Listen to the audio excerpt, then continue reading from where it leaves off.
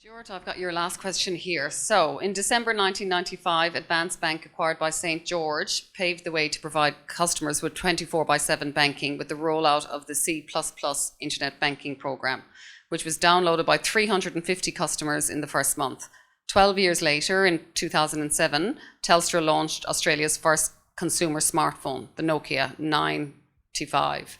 That said, the term digital didn't gain any popularity until about 5 years later. Many wondered then what digital meant, considering we hadn't been analogue in a long time. What does being a digital bank mean to you? Okay, so firstly, digital's probably, I hate digital, the word digital. It's overused and used for everything and anything. But if I go back to your example then, you talk about Nokia in 2007 and 5 years, so what's it, 2012. So back then, digital would have meant a funky new app, yeah, being a banking app. So digital back then, 2012, meant that you could build a banking app. Fast forward a few years from there, digital probably expanded to include elements of social media. But if I then step back and go, well, if I take all the tech out of it, what does digital mean? It's around providing a better customer experience. So let's just take tech out of the conversation. It's about, so that's back in 2012, a banking app, still providing a better customer experience. Now people will throw around machine learning, AI and data, and that's right, that's some of the technical blocks required to get a better customer experience.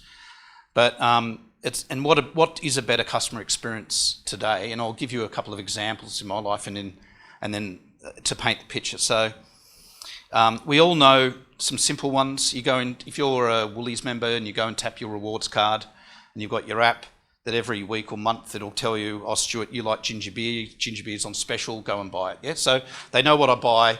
There you go, go and buy this.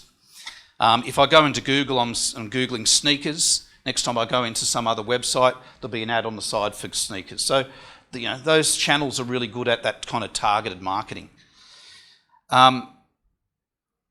But then it starts to get better, yeah? So 12 months ago, my wife bought a new car, and it's the first time we've had a car that was connected to the internet, yeah? So voice enabled, you go, press a button, go, call mum, yeah? And it rings, automatic, fantastic. Or navigate home, whatever, and a map comes up, it's fantastic.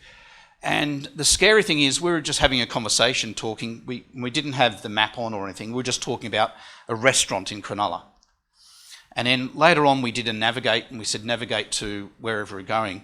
And up on the right-hand side, where it comes up to recent searches where you might go to, it had that restaurant there. Now, we've never navigated there because we walked to it, yeah? We've never bought online from it, so just be careful, the car's listening in, or Google's listening, or whatever, and it's listening to what you're talking about, yeah? That is scary.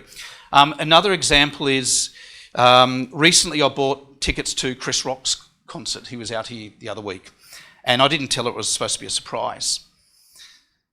2 days later, she starts getting all of these Chris Rock ads on the Instagram feed. Now, I bought it on my mobile through my account, but she started getting all the Chris Rock Instagram feeds. So for me, digital is around how banks can take data to provide better customer service, further insights. And banks aren't that good at it yet. They focus on the data they have, yeah? And sometimes they're good at just using the data that they've got, but they don't look at what other data is out there. So digital is around how you can better bring in other data sources and bring in those insights to provide a better customer experience.